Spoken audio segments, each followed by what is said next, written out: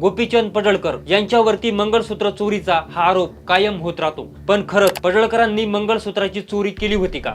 2008 ते 2009च्या दरम्यान गोपीचंद पडळकर यांनी आपल्या जिल्हा परिषद मतदारसंघात गड बांधण्यास सुरुवात केली होती। त्यावेळी त्यांची युवा नेतृत्व म्हणून एक चांगली हवा होती आणि गावागावातून तरुण त्यांच्या मागे उभे राहत होते।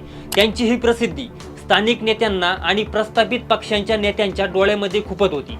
अशातच गोपीचंद पडळकर यांचा एकदम खास कार्यकर्ता राजू कद्री याचं लग्न होतं आणि त्याच लग्नात पडळकरांचा गट आणि विरोधी गट सुद्धा होता। किरकोळ कारणावरून याच लग्नात धक्काबुक्की झाली आणि वाद पेटला गेला। आता तो वाद पेटला की पेटवला गेला देव जाणं, हे दोन्ही गट आमने सामने आली, हाणामारी झाली। अशातच यांची भांडणे सोडवण्यासाठी तेव्हा काही महिलांनी मध्यस्थी करण्याचा प्रयत्न केला आणि याच घटनेचा फायदा घेत लग्नातील एका चोरानं या गर्दीमध्ये एका महिलेचं मंगळसूत्र चोरलं आणि हा वाद पोलीस स्टेशन पर्यंत गेला आणि गोपीचंद पडळकर यांच्यावरती मंगळसूत्र चोरीचा गुन्हा दाखल झाला। त्यामुळे या घटनेनंतर मंगळसूत्र चोर असा उल्लेख त्यांचा वारंवार केला जातो।